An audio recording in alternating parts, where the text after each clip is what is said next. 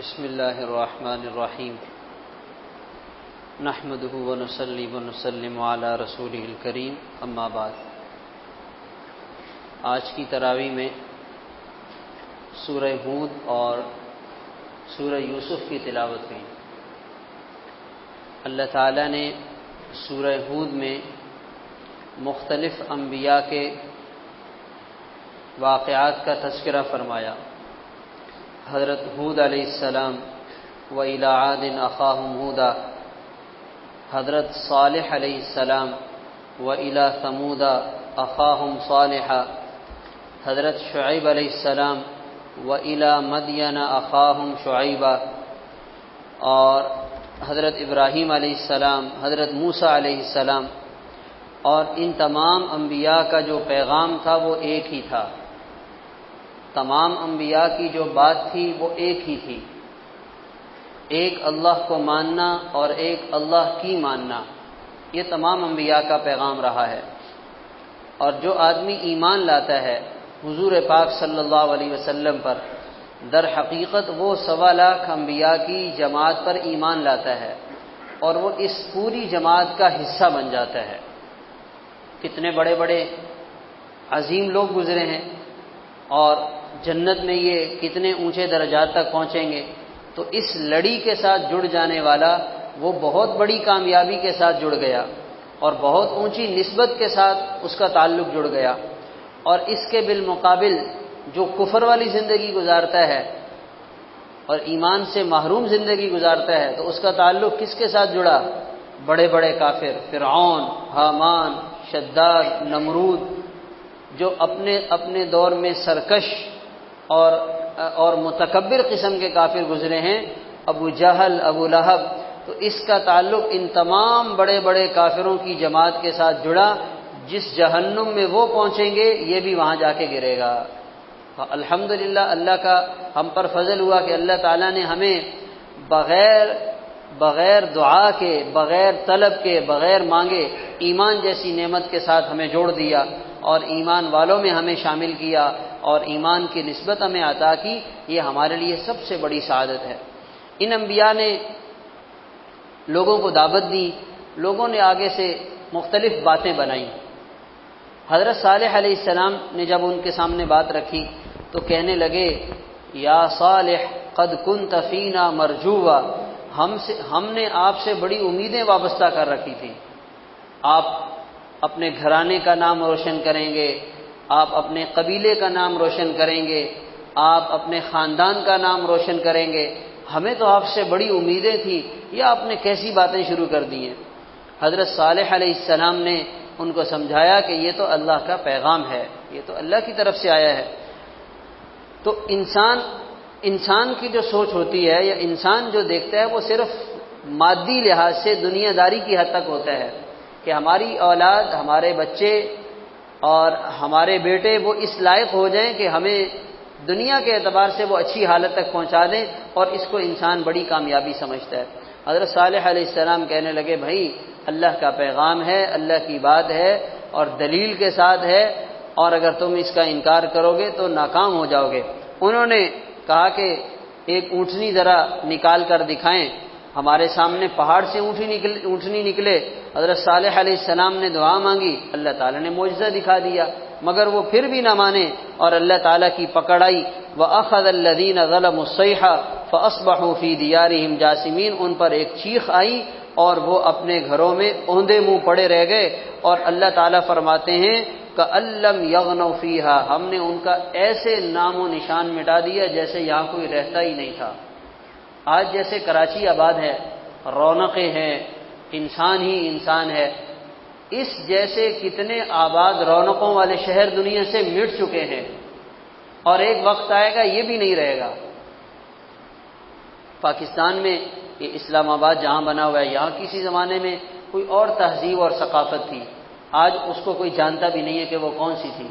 تو یہ زمانے کے ساتھ ساتھ اللہ تعالیٰ ملکوں کو اور شہروں کے شہر کو کیا کرتے ہیں؟ مٹا کے رکھ دیتے ہیں۔ اور خوش نصیب انسان وہ ہے جنہوں نے مختصر سی زندگی میں اللہ کے حکموں کو پورا کر لیا، تو وہ بے شک دنیا کے اعتبار سے مٹ گئے، ان کا شہر بھی ختم ہو گیا، ان کا ملک بھی ختم ہو گیا، مگر وہ ہمیشہ کے لیے کامیاب ہوئے۔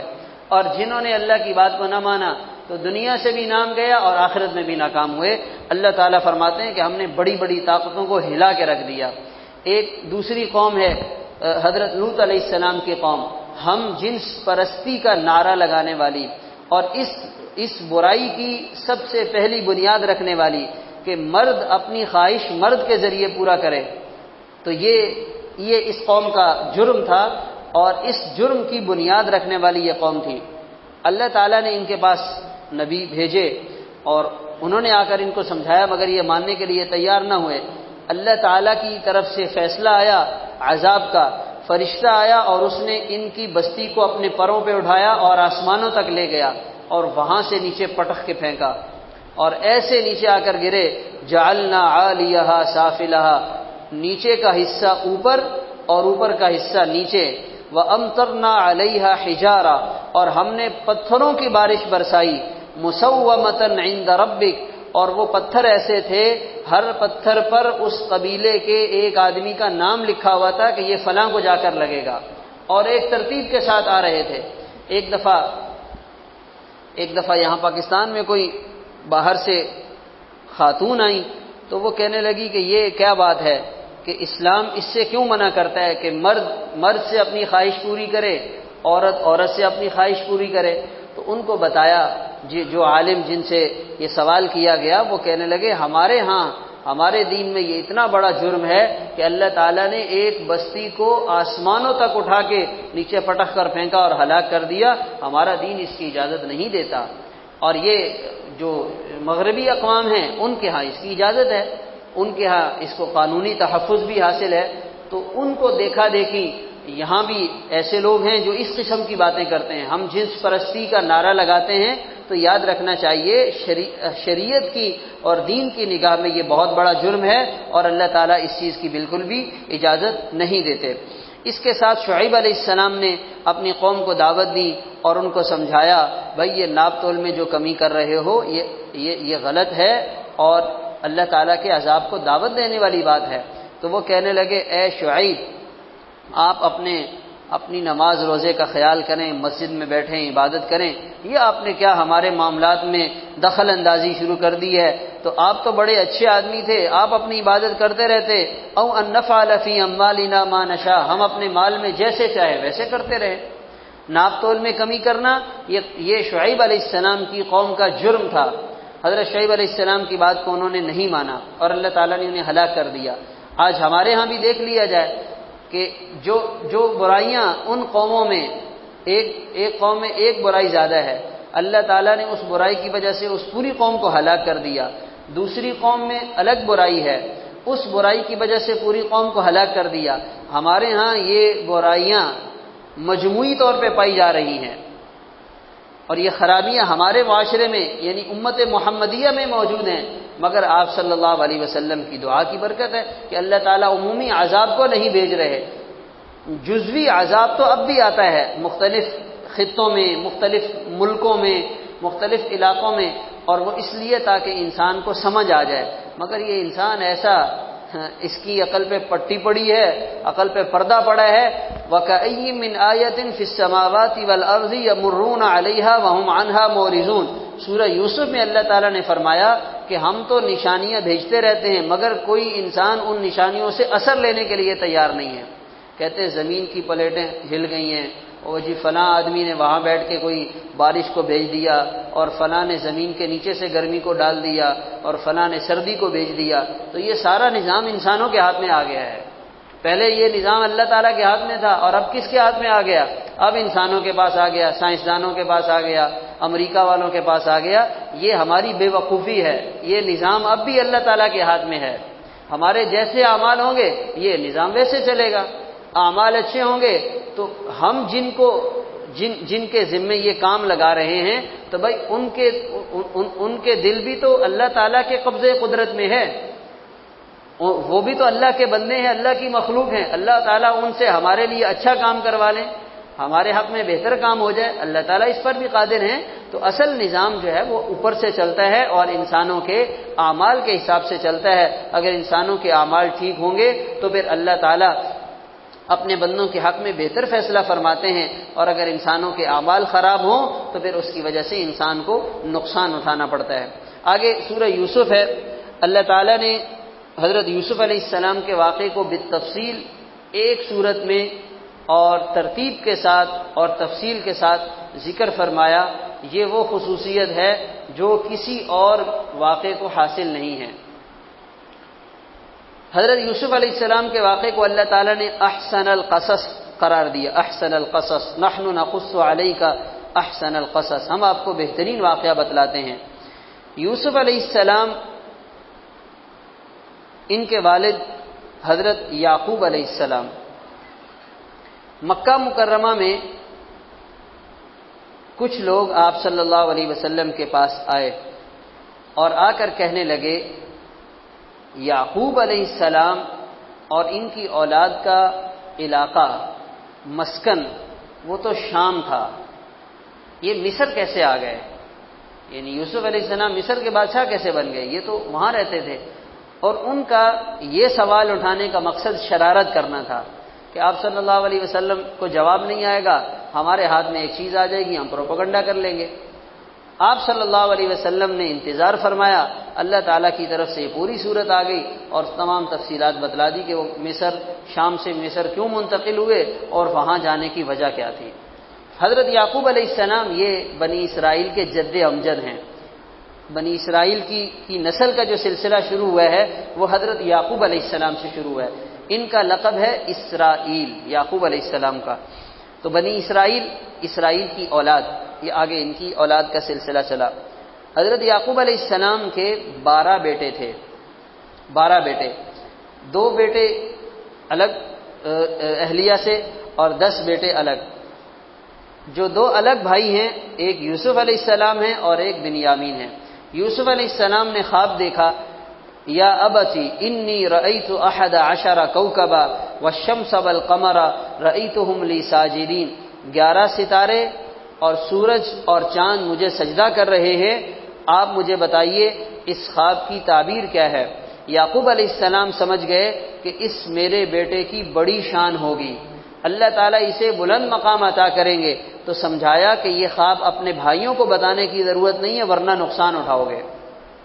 وہ بچے تھے اور خوشی میں انہوں نے بتلا دیا۔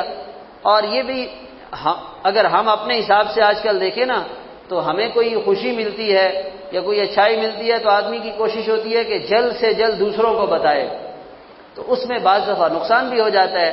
تو ہم اپنی خوشی اللہ تعالیٰ کے ساتھ شیئر کریں، اللہ تعالیٰ کے ساتھ دوستی کریں۔ کوئی بھی اچھائی مل جائے تو سب سے پہلے کس کو بتانی ہے؟ اللہ تعالیٰ کو۔ اللہ تعالیٰ کو تو پہلے سے ہی پتہ ہے اور وہیں سے تو آئی ہے، مگر اس سے کیا ہوگا؟ ہماری محبت میں اضافہ ہوگا۔ اللہ تعالیٰ فرمائیں گے کہ یہ میرا بندہ سب سے پہلے مجھے بتا رہا ہے، لو بھائی اس کو تو مجھ سے بڑا تعلق ہے، بڑی محبت ہے۔ تو ہم اپنی خوشیاں اور اپنی خیر کی خبریں اللہ تعالیٰ کے ساتھ شیئر کیا کریں۔ ہمیں معلوم نہیں ہوتا کہ ہم جس کو اپنی اچھی خبر بتا رہے ہیں اس کے اندر دل میں کیا چل رہا ہے، ہو سکتا ہے وہ اس کی وجہ سے حسد کے اندر مبتلا ہو جائے۔ اور اب تو لوگوں میں برداشت ویسے بھی کم ہے، بھائی کو اچھا کھاتا پیتا دیکھ کر برداشت نہیں کر پاتا، پڑوسی کو دیکھ کر جو ہے وہ حسد میں آ جاتا ہے۔ بعض دفعہ جو ہے یہ قریبی رشتہ داروں میں یہ معاملہ ہو جاتا ہے۔ تو آدمی کوشش کرے کہ اپنی خیر کی جو نعمت کی جو چیزیں ہیں ان کو حساب کتاب سے لوگوں کے سامنے رکھے۔ حضرت یوسف علیہ السلام نے بتا دیا اور بھائی سمجھ گئے کہ بھائی یہ تو بہت آگے جا رہا ہے، تو انہوں نے فیصلہ کیا کہ اس کو راستے سے کیسے ہٹایا جائے۔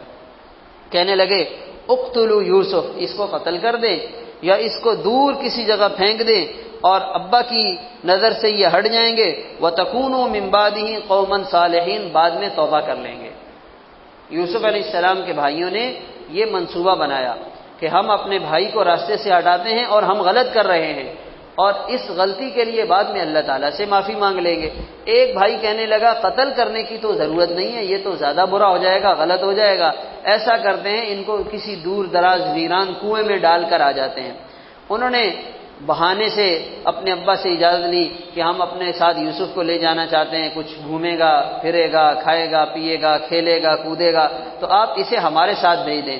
یوسف علیہ السلام کے والد کہنے لگے مجھے ڈر ہے کہ کہیں تمہارے ساتھ جائے گا تو اسے کوئی بھیڑیا نہ کھا لے۔ وہ کہنے لگے لو یہ کوئی بات ہے، ہم 10 لوگ ہیں اور 10 لوگوں کے ہوتے ہوئے بھیڑیا کھا لے گا۔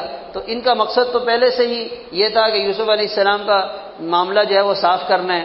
تو یہ چلے گئے اور جا کر انہوں نے کنویں میں ڈال دیا، اور رات میں روتے ہوئے ابا کے پاس آئے اور کہنے لگے وہ ہو آپ نے جو کہا تھا وہ تو ویسے ہی ہو گیا، یوسف کو کون کھا گیا؟ بھیڑیا، اور یہ اس کی قمیض ہے اور یہ اس کے اوپر خون بھی لگا ہوا ہے۔ وہ کہنے لگے کیسا سمجھدار بھیڑیا تھا، پورا یوسف کھا گیا اور قمیض کو ایسے ہی چھوڑ دیا۔ تو کہنے لگے کہ اب کیا ہو سکتا ہے، فصبر جمیل، صبر کرتے ہیں۔ یوسف علیہ السلام کو اللہ تعالیٰ نے اپنی غیبی حفاظت کے والے نظام کے تحت وہاں سے اٹھایا، قافلہ آیا، انہوں نے کنویں میں ڈول ڈالا، اس میں یوسف علیہ السلام بیٹھ گئے اور واپس آئے۔ پھر یہ مصر پہنچے، مصر کی منڈی میں یوسف علیہ السلام کی قیمت لگی اور عزیز مصر خرید کر لے آیا۔ اور جب یہ وہاں پہنچا اللہ تعالیٰ نے فرمایا وَكَذَلِكَ مَكَّنَّا لِيُوسُفَ فِي الْأَرْضِ، یوں ہم نے یوسف علیہ السلام کو زمین میں ٹھکانہ دیا۔ بھائیوں نے کہاں ڈالا اور ہم نے اسے کہاں پہنچایا، یہ ہم کرنے والے ہیں اور ہم اپنی قدرت سے کر کے دکھاتے ہیں۔ ہلاکت کے اسباب میں زندگی دینا یہ ہمارا کام ہے اور ہم کر کے دکھاتے ہیں، جیسے ہم نے حضرت یوسف علیہ السلام کے ساتھ کیا۔ حضرت یوسف علیہ السلام اس امتحان سے نکلے، اگلے امتحان میں پھنس گئے۔ زلیخا نے حضرت یوسف علیہ السلام کے حسن سے متاثر ہو کر انہیں برائی کی دعوت دی۔ یہ تو اللہ تعالیٰ کی طرف سے ان کو نبوت ملنے والی تھی اور اللہ تعالیٰ نے کمال کا حسن دیا تھا، پوری دنیا کا آدھا حسن یوسف علیہ السلام کو دیا گیا۔ تو یوسف علیہ السلام نے اس عورت کے اس مطالبے کو جب انہوں نے سنا تو ڈرے اور کہنے لگے قال معاذ اللہ، میں کس کی پناہ میں آتا ہوں؟ اللہ کی پناہ میں آتا ہوں۔ انسان برائی سے صرف اور صرف اللہ کی مدد کے ساتھ بچ سکتا ہے، ورنہ بچنا کوئی آسان کام نہیں ہے۔ بڑے بڑے مضبوط لوگ، عورت کا جال شیطان نے جس پہ ڈالا ہے نا، ناکام نہیں ہوا۔ اور مرد اس وقت پھسلتا ہے جب اس کام کی دعوت عورت کی طرف سے آتی ہے۔ اگر عورت برائی کی دعوت نہ دے مرد کبھی کامیاب نہیں ہو سکتا۔ اور جب شیطان عورت کے دل میں یہ جذبات پیدا کرتا ہے اور پھر جب وہ یہ جال ڈالتا ہے، عورت کو ذریعہ بناتا ہے، تو پھر شیطان ناکام نہیں ہوتا۔ اللہ تعالیٰ جس کو بچائیں وہ بچ سکتا ہے۔ حضرت یوسف علیہ السلام نے کیا کہا قال معاذ اللہ، میں اللہ کی پناہ میں آتا ہوں، اور اللہ تعالیٰ نے حضرت یوسف علیہ السلام کو اس برائی سے بچا لیا۔ یہ بھی لکھا ہے کہ بعد میں زلیخا ایمان لے کر آ گئی، اور اس کے نکاح کے بارے میں بھی روایات ملتی ہیں کہ حضرت یوسف علیہ السلام کے ساتھ اس کا بعد میں نکاح بھی ہوا۔ تو ایک دفعہ یوسف علیہ السلام جب بادشاہ بن گئے اور مصر کا پورا علاقہ ان کی سلطنت میں آ گیا، تو جا رہے تھے اپنے شاہی پروٹوکول میں، تو زلیخا راستے میں بیٹھی ہوئی تھی۔ تو زلیخا نے یوسف علیہ السلام کو دیکھا اور حیران ہو کر کہنے لگی سبحان من سیر العبید ملوکا بطاعتہ، پاک ہے وہ ذات جس نے غلاموں کو اطاعت کی وجہ سے بادشاہ بنا دیا۔ یوسف علیہ السلام غلام تھے، ان کو خرید کر لائے تھے، مگر اللہ کی اطاعت کی تو اس اطاعت نے اور فرما برداری نے ان کو غلامی سے اٹھایا اور بادشاہ بنا دیا، اور نافرمانی نے اور خواہش پرستی نے بادشاہوں کو غلام بنا دیا کہ آج یوسف علیہ السلام اتنا اوپر چلے گئے اور میرا وہ درجہ نہیں رہا۔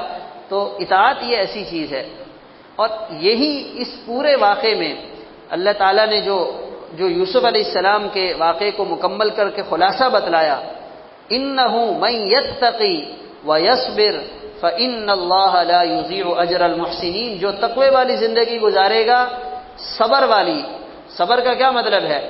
نیکی کے کاموں پہ بھی جمنا اور گناہوں سے اپنے آپ کو بچانے کے لیے بھی جمنا، دونوں چیزیں۔ ہم تو صبر کا معنی سمجھتے ہیں نا کہ کوئی مصیبت آ گئی تو صبر کریں، وہ بھی صبر ہے، لیکن ہمارا دین یہ کہتا ہے کہ صبر اس سے اور آگے کی چیز بھی ہے کہ آپ جو نیک کام کر رہے ہیں اس پہ جمے رہیں۔ کتنے لوگ ہمیں ایسے نظر آتے ہیں نیکی کرتے کرتے پیچھے ہٹ جاتے ہیں، نماز پڑھنا شروع کی، مسجد آنا شروع کیا اور ماشاءاللہ تھوڑا جذبہ بنا اور چند دن آئے، پھر اس کے بعد کیا ہوا؟ پیچھے چلے گئے۔ یہ ہے کہ وہ صبر انہوں نے نہیں کیا۔ گناہوں سے بچنا اس کے لیے بھی بڑی صبر اور بڑی ہمت کی بات ہے۔ تو یہ حضرت یوسف علیہ السلام کو اللہ تعالیٰ نے یہاں تک پہنچایا۔ پھر عزیز مصر آیا اور اس کے سامنے اس کی بیوی نے صورتحال رکھی، تو اس نے بھی یوسف علیہ السلام کو قصوروار ٹھہرانے کی کوشش کی۔ ایک بچے نے گواہی دی اور یوسف علیہ السلام کی پاک دامنی سامنے آ گئی۔ پھر اس کے بعد عورتوں میں بات پھیلتی چلی گئی، تو عزیز مصر نے یہ مناسب سمجھا کہ معاملے کو دبانے کے لیے یوسف علیہ السلام کو جیل میں ڈال دیتے ہیں۔ یوسف علیہ السلام کو ایک امتحان سے نکلے، دوسرے امتحان سے نکلے تو جیل میں آ گئے۔ اب جیل کی جو زندگی ہے وہ بالکل الگ ہوتی ہے۔ وہاں پر اللہ تعالیٰ نے یوسف علیہ السلام کی حفاظت کا نظام چلا دیا کہ 2 قیدیوں کو خواب آیا اور انہوں نے تعبیر پوچھی، ایک کو آزادی مل گئی اور ایک سولی پہ لٹک گیا۔ یوسف علیہ السلام نے جیل میں رہتے ہوئے بھی دعوت اور تبلیغ کے کام کو نہیں چھوڑا۔ انہوں نے وہاں بھی قیدیوں کو دعوت دی، ان کو دین کی طرف بلایا، ان پر محنت کرتے رہے۔ جو قیدی رہا ہوا وہ بادشاہ کی خدمت میں دوبارہ آیا اور بادشاہ نے خواب دیکھا، اور اس خواب کی تعبیر کے لیے بادشاہ پریشان ہوا۔ اس کو تعبیر بتلانے والا کوئی نہیں تھا۔